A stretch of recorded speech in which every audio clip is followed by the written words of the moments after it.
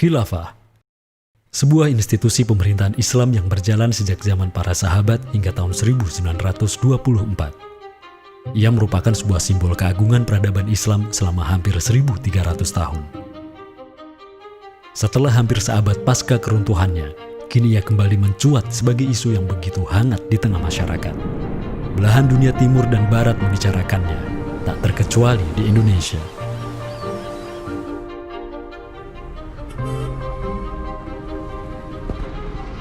Perdebatan tentang khilafah tak terhindarkan. Apakah ia pantas diterima atau tidak di zaman modern saat ini? Kita tahu khilafah atau kehilafahan Islam itu di Nusantara bukan hal yang baru.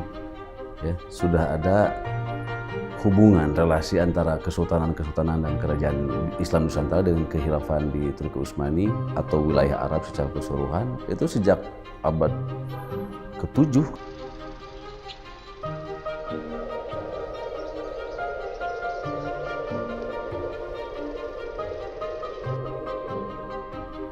Sejarah khilafah yang panjang di pentas dunia telah memainkan debutnya di Nusantara. Islam yang diemban para punggawanya telah menjadikan Nusantara jaya dan menjadi sumber utama perlawanan terhadap para penjajah. Inilah kisah tentang Nusantara dan jalinannya dengan sang negara adidaya. Inilah kisah tentang khilafah yang menjadikan rakyat Nusantara sebagai satu umat dengan Muslim sedunia. Inilah kisah tentang jejak khilafah di Nusantara.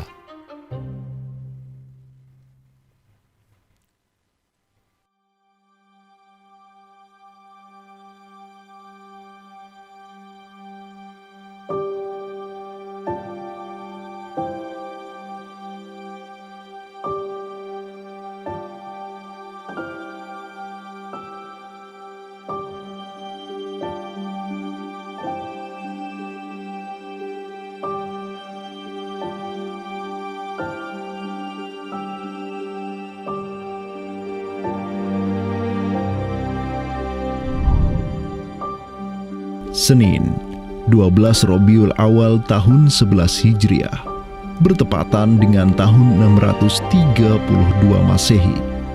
Seluruh langit dunia dirundung mendung. Semua orang di Madinah menundukkan wajahnya, kosong pandangan seraya bercucuran air mata. Di pagi itu, kabar duka menyeruak ke seluruh negeri.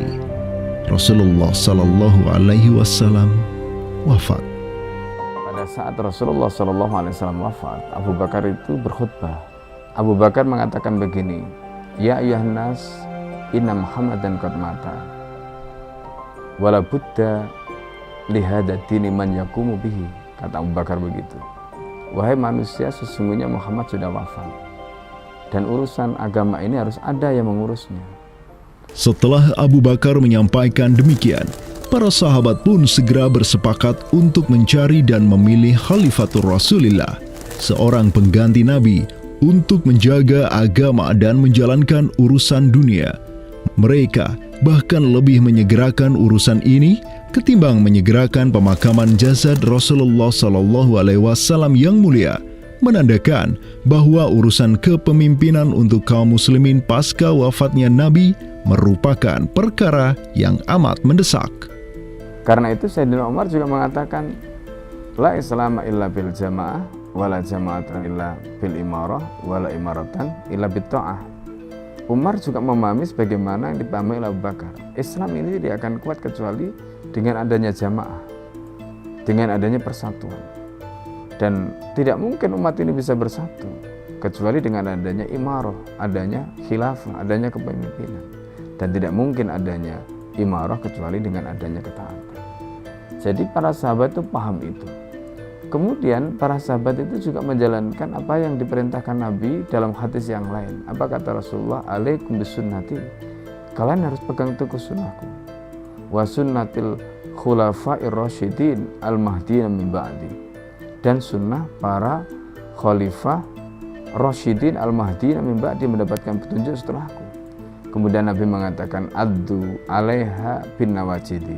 Kalian harus gigit sunnah itu dengan menggunakan gigi geram dan jangan dilepaskan. sunnah yang ditinggalkan oleh para khulafaur rasyidin itu apa? Pertanyaannya begitu. Jawabannya tidak lain adalah khilafah itu, sistem khilafah itu. Maka di Saqifah Bani Sa'idah bersepakatlah kaum muslimin untuk memilih Abu Bakar sebagai khalifah pertama untuk mengatur negara mereka yang disebut sebagai khilafah Islamiyah. Negara khilafah di bawah kepemimpinan Abu Bakar dan khalifah-khalifah setelahnya, Umar bin Khattab, Utsman bin Affan, dan Ali bin Abi Thalib cepat sekali berkembang. Mereka memperluas wilayah khilafah hingga mendobrak dua negara adidaya saat itu, Kekaisaran Persia dan Imperium Romawi. Semua aktivitas ekspansi tersebut merupakan realisasi kebijakan politik luar negeri khilafah Islamiyah, dakwah, dan jihad. Sementara di Timur Tengah sedang terjadi revolusi tauhid yang luar biasa dengan munculnya negara adidaya baru yang bernama Khilafah Islamiyah. Jauh di sebelah timur, terbentang sehamparan kepulauan yang teramat luas wilayahnya. Masing-masing pulau ini begitu hijau hutannya, mata air mengalir dengan begitu derasnya, disertai kekayaan alam yang melimpah ruah jumlahnya, baik di bawah maupun di atas tanah, baik sebelum maupun selepas pantai. Negeri itu dikenal sebagai Nusantara. Diapit oleh dua benua dan dua samudra, amatlah strategis posisi wilayah Nusantara, menjadikan ia sebagai pelabuhan dagang yang ramai, tempat bertemunya bangsa-bangsa dunia. Kala itu, belumlah penduduk di Nusantara mengenal Islam, sementara kehidupan mereka sedang diselimuti oleh kegelapan. Namun, tatkala Islam sedang membara di Timur Tengah, tentu sampailah pengaruhnya ke Nusantara.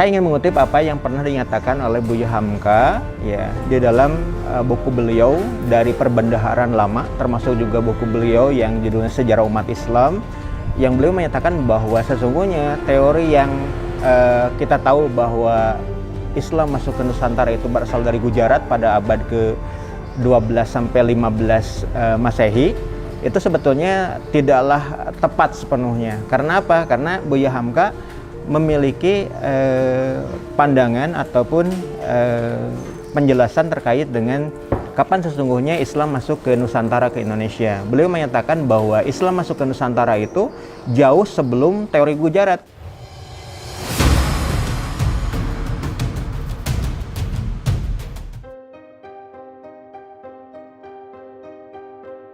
Di bawah pemerintahan Khulafaur Rasyidin yang wilayahnya membentang dari Afrika Utara sampai Persia, perdagangan kaum muslimin berkembang pesat dengan dikuasainya pelabuhan-pelabuhan strategis di Samudra Hindia.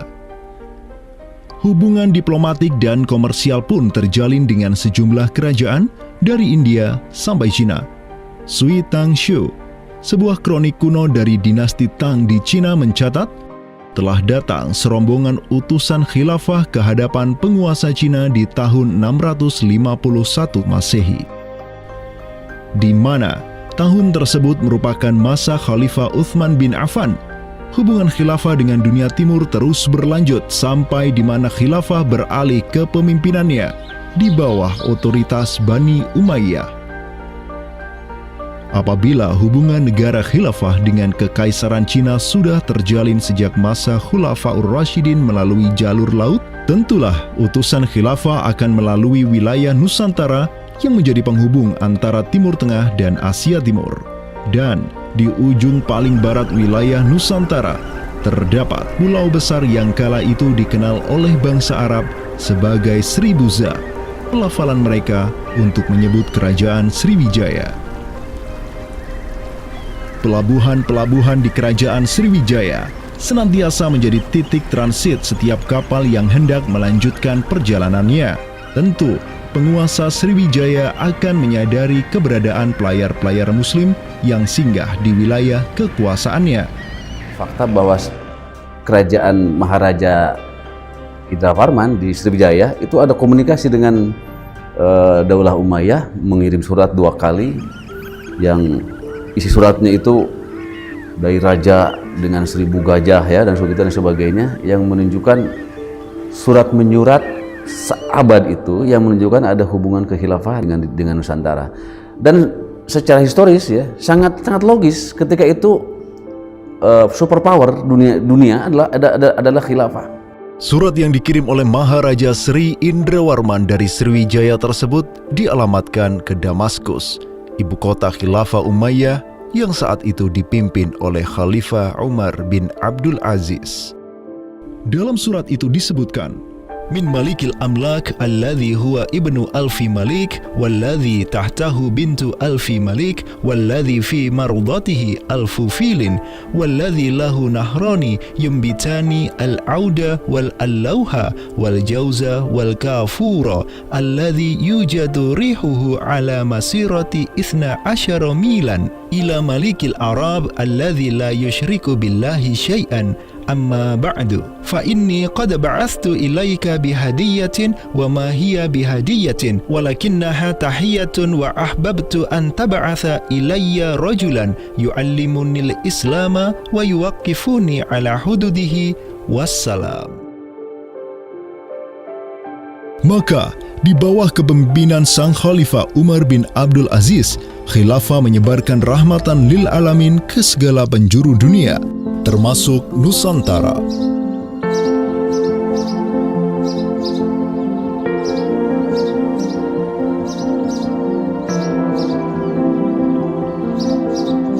Seperti sekarang Amerika atau Eropa kan ada hubungan dengan semua negara karena dominasi politik, ekonomi mereka, kebudayaan dan sebagainya. Saat itu penguasa dunia atau superpower adalah dunia Islam, institusi politiknya khilafah, maka sangat logis kalau ada relasi dengan berbagai semua negara.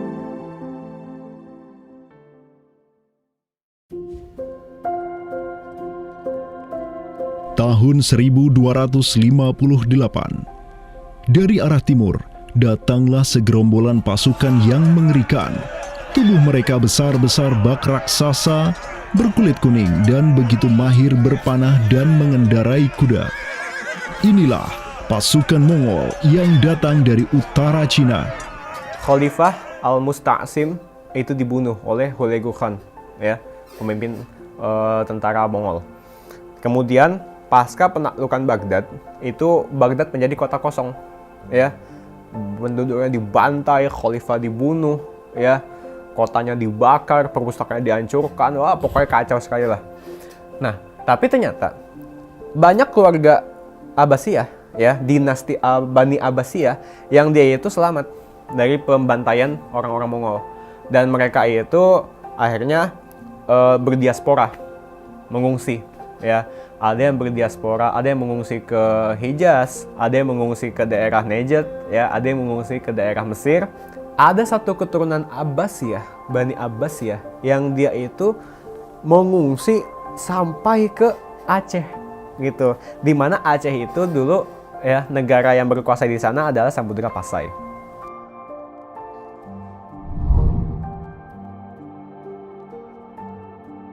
Terdapat 3 orang Bani Abbasiyah yang diketahui dimakamkan di Aceh, yakni yang pertama Sodrul Akabir Abdullah bin Muhammad Al-Abbasi, keturunan Khalifah Al-Mustaunsir Billah.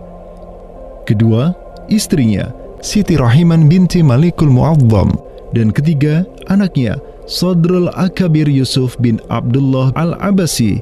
Mereka bertiga dimakamkan di kompleks yang sama. Yang paling monumental, yang paling besar di sini kita lihat adalah seorang tokoh yang memiliki predikat As-Sadr Al-Kabir ataupun pengawal para pembesar yang derajatnya mungkin setingkat dengan Perdana Menteri.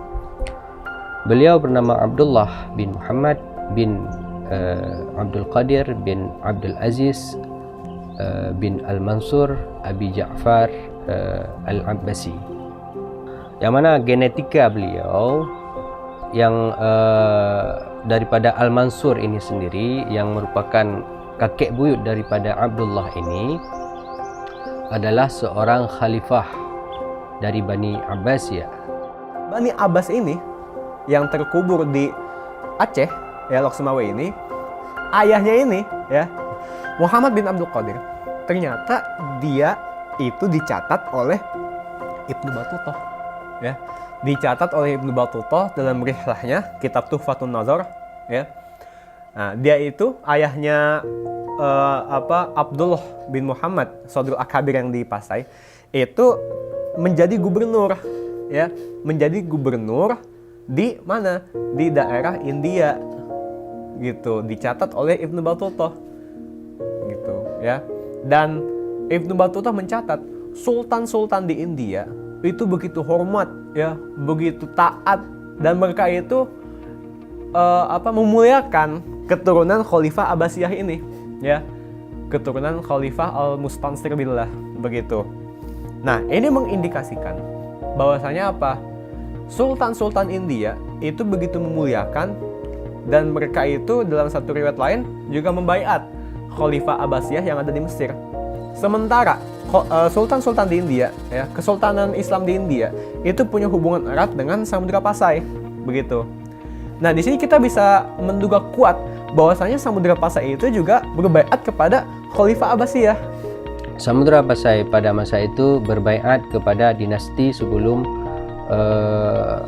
Utsmaniyah berkuasa, yaitu kita menduga dan meyakini hal tersebut sesuai fakta-fakta yang kita temukan di lapangan bahwa Madinatul Sumatera ataupun Jaziratul Jawi, Samudra Pasai itu berbaiat langsung kepada dinasti Abbasiyah.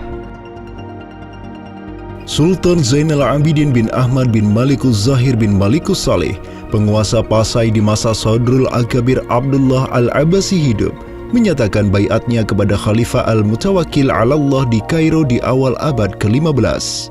Begitu pula sebelumnya, Sultan Muhammad bin Tughluk di Delhi diikuti oleh Sultan Jalaluddin Muhammad dari dinasti Raja Ganesh di Bengali dan penguasa dari dinasti Utsmaniyah di Turki, Sultan Bayazid pertama. Seluruh sultan di dunia Islam menyatakan baiatnya kepada Khilafah Abbasiyah semenjak gelombang badai Mongol berhasil dihentikan oleh pahlawan-pahlawan Mamluk. Pusat Khilafah Abbasiyah kini berpindah ke Kairo, Mesir, dan menjadi magnet kaum muslimin global. Dari pusat khilafah inilah dakwah Islam mulai bangkit kembali dan menggencarkan aktivitasnya dengan mengirim berbagai juru dakwah ke seluruh penjuru alam. Dengan Samudra Pasai yang mendaulatkan dirinya sebagai Darul Islam yang berbaiat kepada khalifah, Samudra Pasai mengemban tugas untuk mengubah seluruh Asia Tenggara dari Darul Kufri menjadi Darul Islam. Sultan Zainal Abidin Ra Ubabdar dibantu oleh putra Sodrul Akabir Abdullah bin Muhammad Al-Abbasi, yakni Yusuf bin Abdullah, yang di pucuk pusaranya tertera nama kakeknya Khalifah Al-Mustansir billah, banyak menaklukkan wilayah-wilayah yang belum Islam di Sumatera dan Semenanjung Malaya. Seperti Ra Ubabdar. Ra Ubabdar itu berasal dari dua kata, Ra dan Ubabdar, yang mana artinya adalah penguasa gelombang. Ini adalah sebuah predikat yang sangat luas sebenarnya maknanya. Sesuai dengan masa yang ditorehkan pada waktu tersebut, bahwa Sultan Zainal Abidin Ra Ubabdar bin Ahmad bin Muhammad bin Al-Malik Al-Salih ini adalah salah satu masa kegemilangan Samudra Pasai, yang mana kita ketahui setelah masa tersebut yang memimpin Kesultanan Sumatera adalah anak keturunan daripada beliau ini, yang jumlahnya sampai 11 orang sultan. Bergerak dan terus bergerak itu meluaskan dakwah Islamnya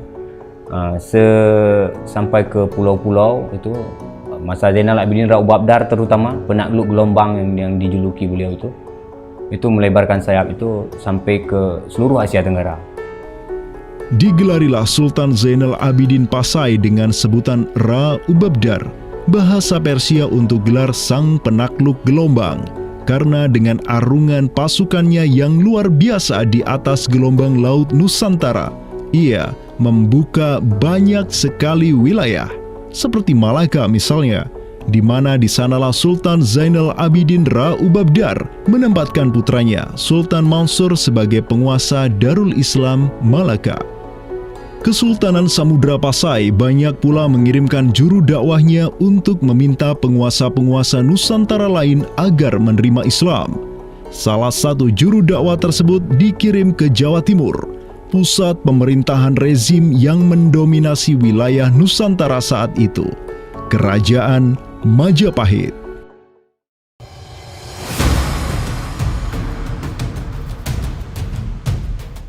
Gresik, Jawa Timur. Di kota yang hanya berjarak 60 km dari Trowulan, ibu kota Kerajaan Majapahit, terbaring jasad mulia di atas pusara marmer yang begitu indah. Inilah kubur seseorang yang menginisiasi tegaknya Islam di tanah Jawa, Maulana Malik Ibrahim, yang kemudian dikenal sebagai Sunan Gresik. Malik Ibrahim adalah seorang yang berkedudukan tinggi di lingkaran kuasa Samudra Pasai, terlihat dari gelarnya yang bertajuk Umdatus Salatin wal Wuzara, pondasi para sultan dan wazir, di mana gelar tersebut adalah gelar untuk wakil Sultan Samudra Pasai sebagaimana yang dicatat oleh Ibnu Battutah. Gelarnya yang lain seperti Burhanud Daulah Waddin, penerang negara dan agama, adalah gelar yang disematkan kepadanya selayaknya gelar-gelar yang diberikan Khilafah Abbasiyah kepada pejabat-pejabat penting daulah, sebuah gelar yang begitu politis sekaligus agamis.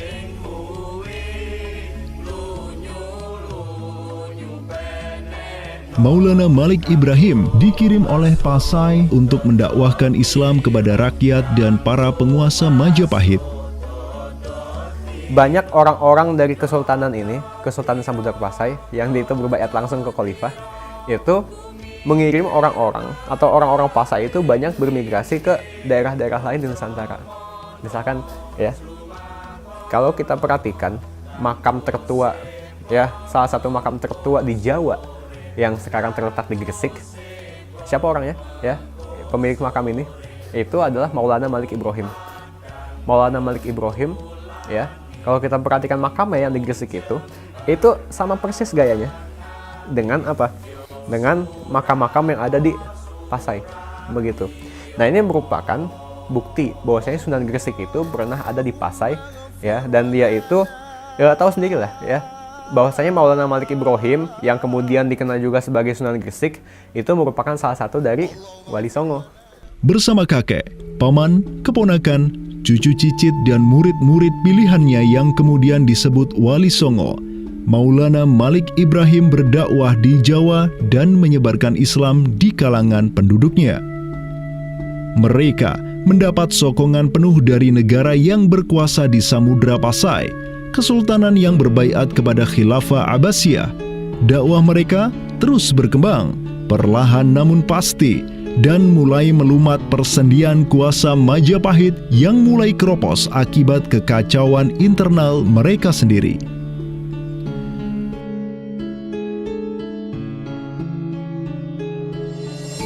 Para Wali Songo juga dihormati karena sebagian besar dari mereka menyandang status sebagai keturunan Nabi melalui jalur Husain bin Abi Thalib yang terus turun-temurun kepada Muhammad Sahib Marbal, turun lagi ke Alawi sampai ke Imam Jamaluddin Al-Husaini yang dikenal juga sebagai Syekh Maulana Jumadil Kubra, yang dari dialah para Wali Songo lahir sebagai anak-anaknya.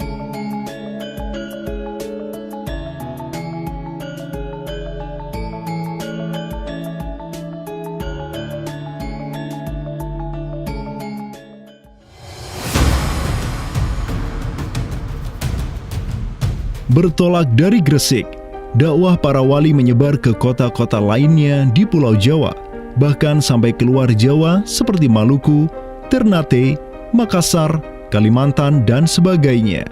Selain kalangan rakyat, banyak pula pejabat-pejabat Majapahit yang tercerahkan dengan Islam dan sukarela mengucap syahadatain, seperti para adipati Majapahit di Palembang, Cirebon, Semarang, Pekalongan, Jipang sampai Mataram.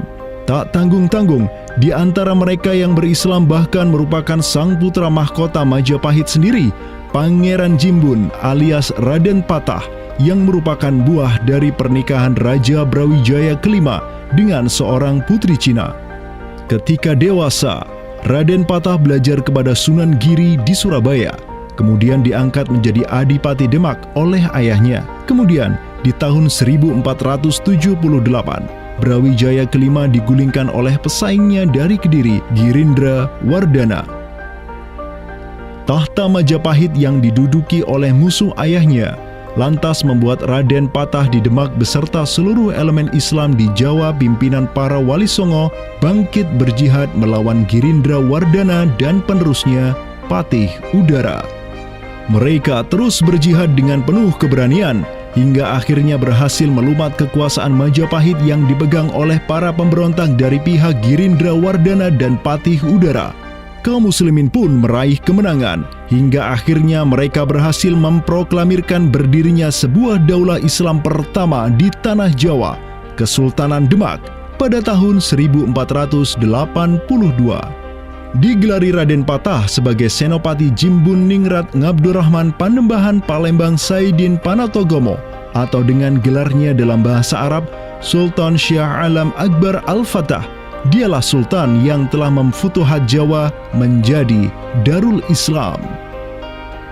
Dengan berdirinya Demak sebagai daulah Islam pertama yang berdaulat di tanah Jawa, bertambahlah kuat bargaining politik Islam di kawasan Nusantara bersama-sama dengan Kesultanan Samudra Pasai di Sumatera, Kesultanan Malaka di Semenanjung Malaya, Kesultanan Brunei di Borneo, Kesultanan Sulu di Filipina, begitu pula Sultan pertama di Ternate, Sultan Zainal Abidin, yang pernah menimba ilmu ke Jawa di bawah bimbingan Sunan Giri. Dalam rentang abad yang bersamaan, kemenangan daulah Islam di kawasan Nusantara juga diiringi dengan penaklukan Konstantinopel, ibu kota Romawi Timur, oleh salah seorang sultan dari Bani Uthmaniyah, Muhammad Al-Fatih. Penaklukan Konstantinopel sekaligus menandakan tamatnya riwayat Imperium Romawi Timur untuk selama-lamanya. Penaklukan Konstantinopel pada tahun 1453 oleh Muhammad Al-Fatih, sang Sultanur Rum, merupakan realisasi dari janji yang telah terucap ratusan tahun sebelumnya oleh lisan mulia sang Sayyidul Mustafa, Rasulullah Muhammad sallallahu alaihi wasallam. Sungguh, Konstantinopel akan benar-benar ditaklukkan. Sebaik-baik pemimpin adalah pemimpin yang berhasil menaklukkan Konstantinopel, dan sebaik-baik pasukan adalah pasukan yang menyertainya. Dengan dikdayanya kuasa Islam di tanah Rum, menjadikan para penguasa Uthmaniyah mempunyai citra istimewa di kalangan rakyat Nusantara.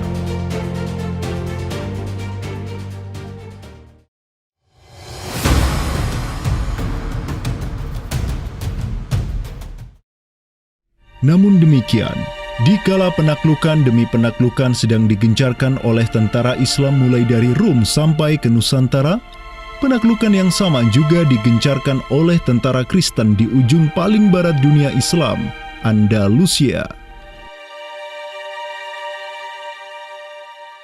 Berbeda dengan penaklukan yang kaum muslimin lakukan, di mana penduduk asli suatu tempat diberi toleransi yang luar biasa atas agama dan properti mereka, tentara Kristen Portugis dan Spanyol menaklukkan wilayah Islam di Andalusia yang saat itu sudah terpecah menjadi Reyes de Taifas atau Mulukhut Tawaif atau kerajaan-kerajaan yang saling tercerai-berai.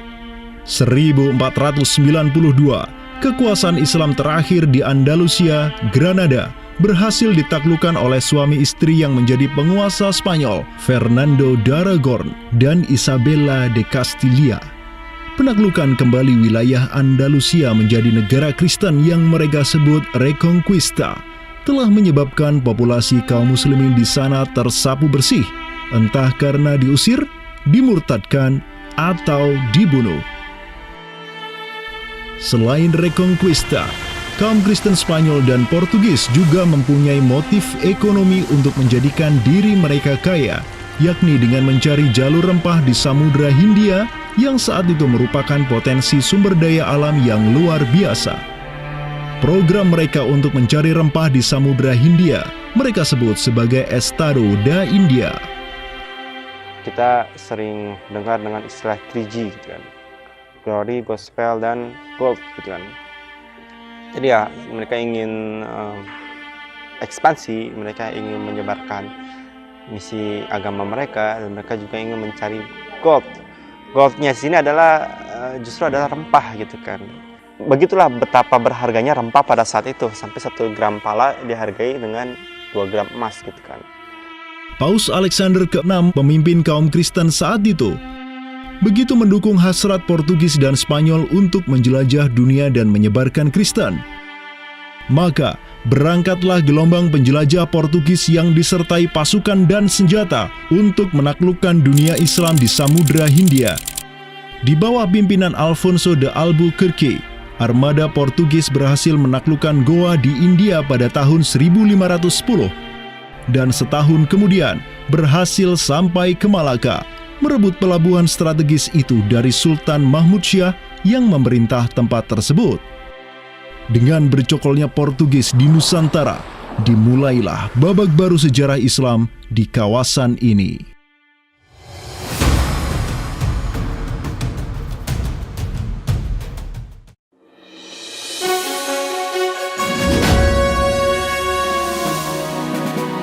Sementara di Nusantara tengah berlangsung gejolak dengan hadirnya Portugis yang berpusat di Malaka. Cucu dari Sultan Muhammad Al-Fatih dari Bani Uthmaniyah, yakni Sultan Selim pertama, berhasil meluaskan pengaruh dan kekuasaannya di dunia Arab. Pada tahun 1517, beliau berhasil merebut Suriah, Mesir, dan Hijaz dari kepenguasaan kaum Mamluk. Khalifah Al-Mutawakkil 'alallah ketiga dari Bani Abbasiyah beserta Syarif di Makkah kini menyerahkan kepemimpinan umat Islam sedunia dan pelayanan 2 kota suci kepada Sultan Salim pertama, penguasa Uthmaniyah yang bukanlah mereka berdarah Arab. Perlu dicatat bahwa penjelasan tentang Al-A'immatu fi Quraisyin itu, kalau kita merujuk kepada kitab Ar-Rawdah, Rawdatul Talibin wa Umdatul Muftin, memang ada hal yang menarik di sini. Di satu sisi ada mengatakan bahwa syarat khalifah itu harus Quraisy. Tetapi Imam Nawawi sepakat ketika katakanlah dari Quraisy tidak ada, terus diambilkan dari mana? Maka kemudian disebutkan di situ ya di luar Quraisy, bisa dari bani ini, itu yang disebutkan di dalam kitab Ar-Rawdah. Karena itu sebenarnya syarat al-a'immah fi Quraisyin itu bukan syarat yang wajib, tetapi difahami di sini berdasarkan penjelasan yang diantaranya disebutkan dalam kitab Ar-Rawdah tadi, itu adalah merupakan syurut afdaliyah. Maka semenjak tahun 1517, kepemimpinan khilafah beralih ke Bani Uthmaniyah. Selim pertama dan anak keturunannya kini didapuk sebagai Khalifatul Muslimin. Amirul Mukminin, Khadimul Haramain, Al-Ghazi fil Bahraini wal Bahraini, Zilullah fil Alam, Padisyah wa Khilafat Penah. Wilayah Khilafah Uthmaniyah terus merangsek Eropa, dan merekalah yang menguasai Laut Mediterania dan juga Laut Merah. Adapun Portugis yang bercokol di Samudra Hindia mulai ketakutan karenanya. Karena dengan munculnya Khilafah Uthmaniyah sebagai negara Islam yang adidaya, solidaritas Muslim sedunia akan bangkit kembali karena memiliki perisai kuat di sisinya. Ini erat kaitannya dengan hubungan dengan negeri kita, karena keimanan yang kemudian merekatkan ya dengan semangat akidah Islamiyah, semangat ukhuwah Islamiyah, menjadikan umat muslim yang ada di Timur Tengah dengan umat muslim yang ada di Nusantara Indonesia itu terjalin hubungan yang sangat erat. Karena kita tahu bahwa ada ayat Allah Subhanahu wa Ta'ala yang menyatakan innamal mu'minuna ikhwah. Sesungguhnya orang-orang beriman itu adalah saudara. Ketika ada saudara mukmin yang terzalimi, maka saudara mukmin yang lain itu punya kewajiban untuk membela. Demikian pula ketika Muslimin Nusantara itu terzalimi dengan adanya penjajahan, dengan adanya imperialisme yang dilangsungkan oleh orang-orang kafir penjajah, baik itu oleh Portugis, Spanyol, Inggris, Perancis ataupun Belanda. Ya. Maka kemudian Muslim yang ada di Timur Tengah yang pada waktu itu masih memiliki kepemimpinan yang tunggal untuk seluruh dunia, yaitu Khalifah, itu juga turut ya memperhatikan, turut mendukung, turut memperjuangkan pembebasan ataupun kemerdekaan bagi bangsa Muslim Nusantara. Kenapa? Ini semangat jihad di antara kaum Muslim yang dihubungkan dengan semangat keimanan atau akidah Islamiyah tadi. Kenapa? Yang namanya mukmin itu adalah kal jasadil wahid, ya, satu tubuh. Ketika bagian tubuh yang lain itu teraniaya, maka tubuh yang lain pun punya kewajiban untuk membelanya ataupun juga ikut merasakan penderitaan yang dialami oleh bagian tubuh kaum Muslim yang lain. Semenjak Portugis berhasil menancapkan kukunya di India dan Malaka, tidak hanya dua wilayah tersebut yang ditimpa petaka, namun juga hampir seluruh kesultanan di Samudra Hindia dan Nusantara. Sultan dari Samudra Pasai kala itu, Zainal Abidin bin Mahmud bin Zainal Abidin Ra Ubabdar, yang mendaulatkan dirinya sebagai Al-Qaim tahta Amri Rabbil Alamin, orang yang berdiri di bawah perintah Tuhan semesta alam, mengirim surat kepada Portugis di Malaka untuk menggugat kelakuan mereka yang sangat merugikan kaum muslimin di kawasan. Namun apalah daya, Sultan Zainal Abidin yang ini kemudian dikenal sebagai penguasa terakhir Pasai karena setelah ia wafat pada tahun 1517, bala tentara Portugis datang ke Pasai dan menaklukkan Kesultanan Islam pertama di Nusantara itu dengan penuh tipu daya. Tak hanya Pasai yang berhasil ditiadakan, Portugis juga mampu menahan serangan pasukan Islam dari Demak sampai Sultannya Patiunus bin Raden Patah syahid di Lumat Muntahan Meriam Portugis pada tahun 1521. Dengan diplomasinya yang culas, Portugis juga menjalin kerjasama dengan kerajaan Pajajaran di Jawa Barat pada tahun 1522. 2 tahun berikutnya, kota Blambangan, Panarukan, dan Kediri yang masih menjadi basis kekuatan Hindu di Jawa menawarkan kerjasama dengan Portugis. Maka, Portugis banyak sekali mendapat aliansi sesama kafir yang berada di berbagai wilayah di Nusantara untuk bersatu padu menghantam kekuatan politik Islam yang baru tumbuh di Pulau Jawa. Bahkan di Maluku pun Portugis berhasil menancapkan kuasanya semenjak tahun 1536. Berkaca pada kelakuan Portugis yang memerangi umat Islam di Samudra Hindia dan Nusantara, Sultan Sulaiman Al-Qanuni, sang Khalifah Uthmaniyah yang berkuasa sejak tahun 1520, menyatakan peperangan terbuka kepada penguasa Portugis yang berkedudukan di Lisbon, Dom Sebastião. Telah dilaporkan kepada saya bahwa jamaah haji dan para pedagang muslim yang datang dari India melalui laut telah dianiaya. Jika engkau masih membangkang, maka dengan bantuan Allah yang Maha Agung, kami akan melakukan segala yang diperlukan untuk memulihkan ketertiban di negeri-negeri itu, dan tiada guna lagi bagi engkau untuk memprotesnya.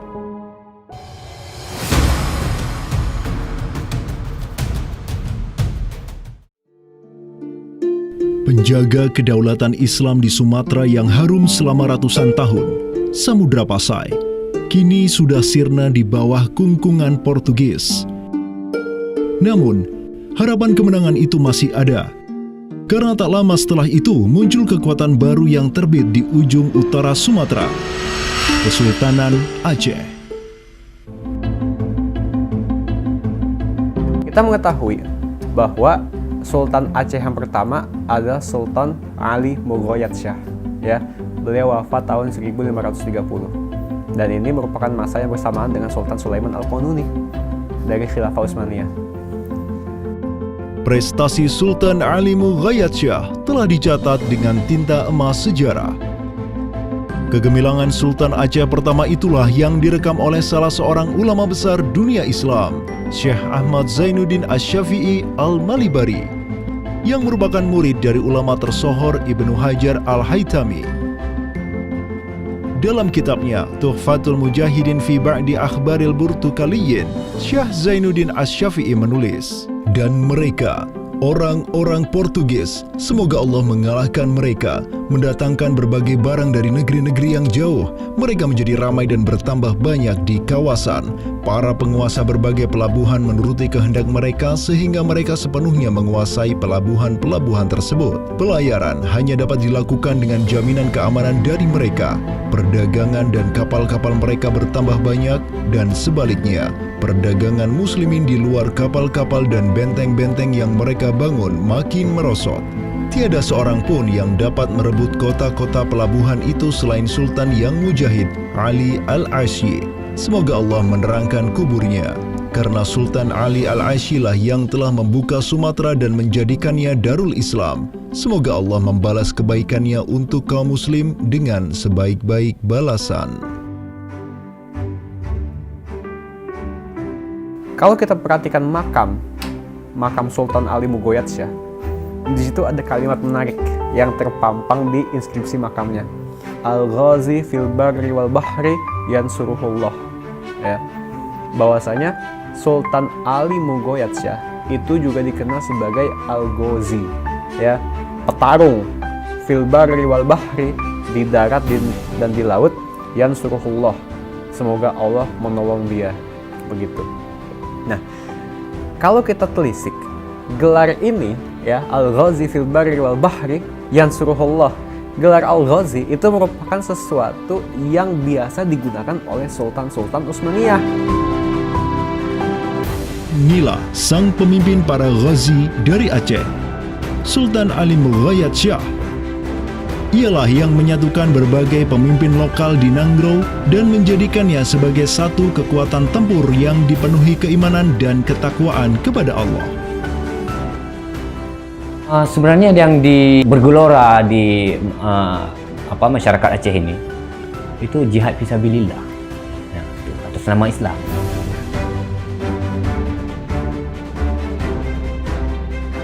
Kampanye global Khilafah Utsmaniyah untuk menghajar Portugis senantiasa digelorakan oleh para khalifahnya dan juga oleh para negarawan Daulah Adidaya itu. Tahun 1539, Khalifah Sulaiman Al-Qanuni memerintahkan wazir agungnya, Hadim Sulaiman Pasha, untuk mengirim utusan ke Aceh sebagai bentuk tanggung jawabnya untuk membantu kaum muslimin di sana. Utusan tersebut ialah Hamad Khan, seorang Mesir yang tak lain merupakan sepupu dari Hadim Sulaiman Pasha sendiri. Atas bantuan utusan dari khilafah inilah Aceh dapat menaklukkan wilayah Batak menjadi Darul Islam. Tahun-tahun berikutnya, pucuk pimpinan Kesultanan Aceh digantikan Sultan Alauddin Riayat Syah Al-Qahar, anak dari Sultan Ali Mughayat-Syah. Beliau melanjutkan jihad ayahnya dan secara terang benderang turut menyatakan ketundukannya kepada Khilafah Utsmaniyah. Kesatuan agama, kesatuan tauhid dalam Islam itu pasti membentuk kesamaan, kesatuan umat, kan gitu. Ya, kesatuan umat, karena Islam itu kan dibentuk oleh keyakinan, akidah, kesatuan keyakinan yang sama, ya, dan tidak mengenal batas wilayah, tidak mengenal nasionalisme dan sebagainya. Jadi melihat siapa penguasa dunia adalah Khilafah Turki Utsmani, ya pasti ada hubungan emosional.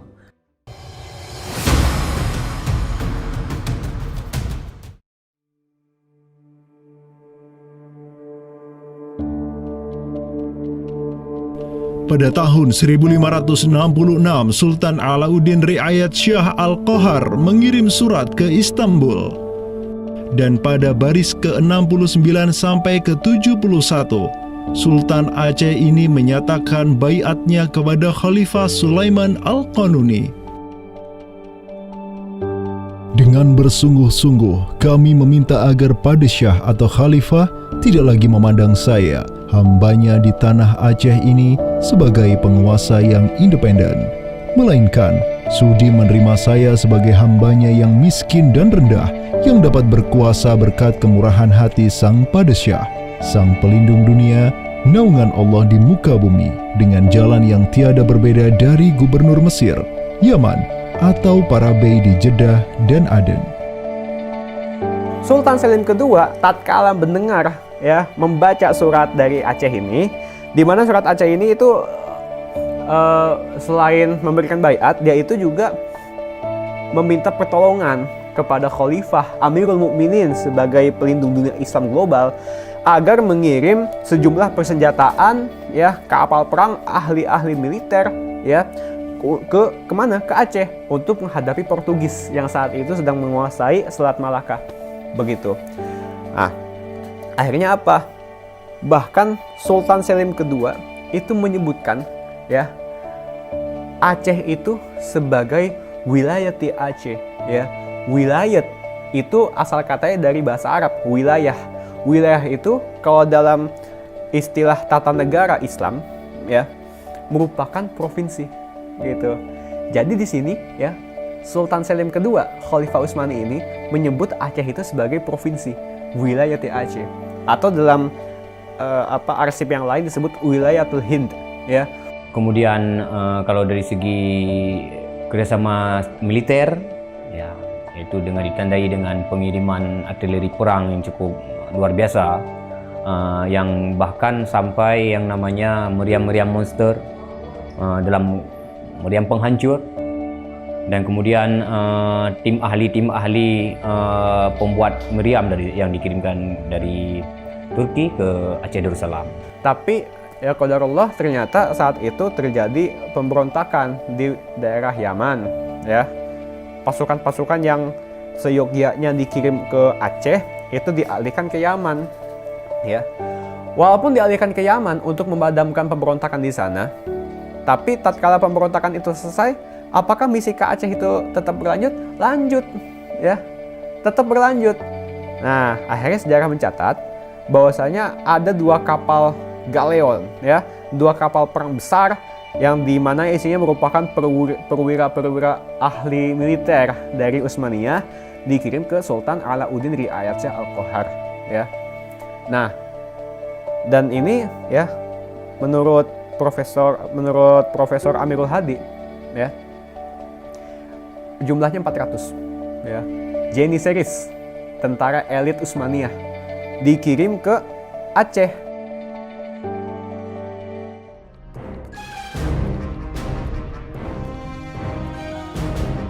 Selama masa Sultan Alauddin Riayat Shah Al-Qahar, Aceh melancarkan serangan besar-besaran ke Malaka demi menghancurkan Portugis.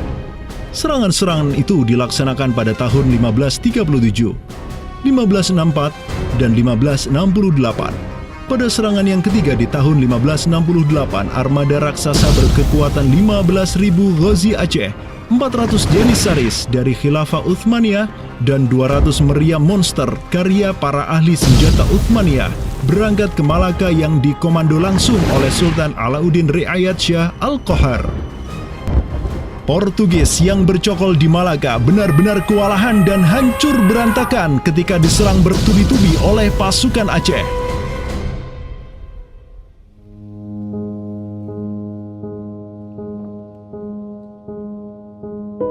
Walau demikian, Portugis berhasil bertahan karena dibantu oleh sekutu-sekutunya dari Johor dan Kedah.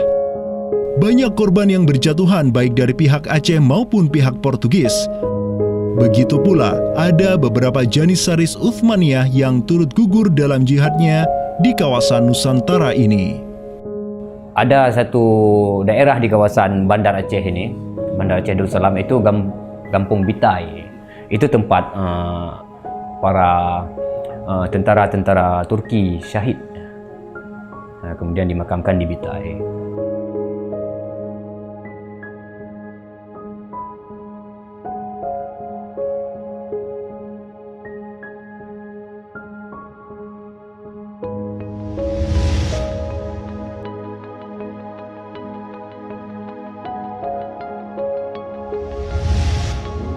Mungkin kita melihat juga dari segi numismatik atau mata uangnya, banyak sekali dirham-dirham Turki Utsmani kita temukan di sini.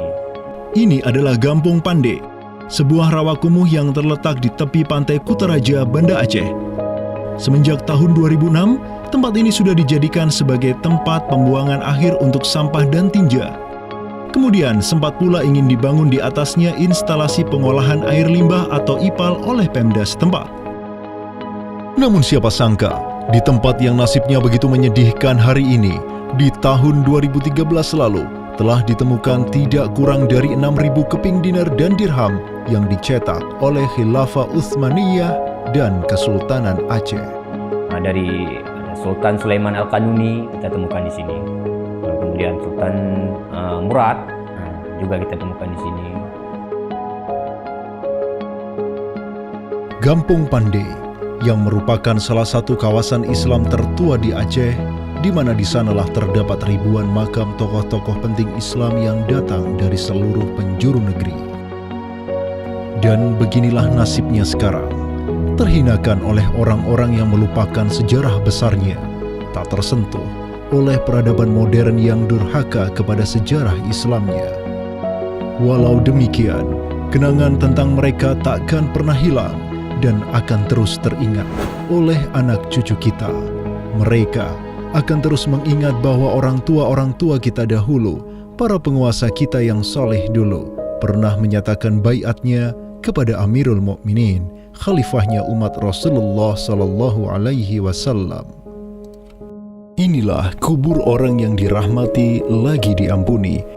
Dialah Al-Ghazi, sang petarung di jalan Tuhan semesta alam, penentang kaum kafir dan musyrikin, pecinta kaum fakir dan miskin, Sultan Alauddin Riayat Shah, naungan Allah di muka bumi, putra Sultan Ali Mughayat Shah.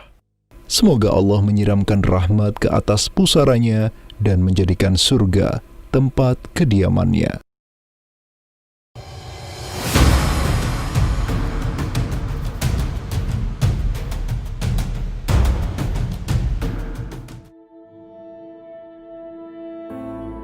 Seiring angin Katulistiwa yang terus merayu, gelora Islam juga terus melaju dari Aceh, Jawa, dan terus menyusur ke arah timur sampai ke Jaziratul Muluk, Kepulauan Raja-Raja. Di Maluku, yang juga dikenal sebagai Kepulauan Rempah-Rempah, ada begitu banyak raja yang berkuasa di masing-masing pulaunya.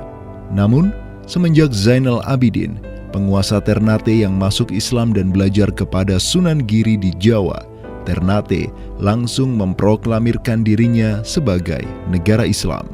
Langkah politis Sultan Ternate ini pun secara cepat diikuti oleh penguasa-penguasa lain di Maluku, sehingga negeri dengan ratusan pulau ini menjadi sebuah darul Islam. Tatkala Portugis menaklukkan Malaka, sang jenderal Portugis Alfonso de Albuquerque mengirim 3 kapal di bawah pimpinan Francisco de Serrao. Mereka berhasil mencapai Maluku, kemudian berbasis di Pulau Ambon, Banda, dan Seram. Saat itu, para penguasa Islam di Maluku terutama Ternate dan Tidore menyambut baik kedatangan Portugis. Namun seiring waktu berjalan, kemudahan fasilitas yang diberikan para penguasa Maluku membuat kaum Portugis lupa diri. Mereka secara masif memonopoli perdagangan rempah dan memurtadkan kaum muslim. Tatkala salah seorang penguasa Ternate, Sultan Hairun Jamil, mulai menggugat kelakuan lalim Portugis, Sultan Hairun pun dibunuh secara keji oleh gubernur Portugis di Maluku, Diego Lopes de Mesquita, pada Februari 1570.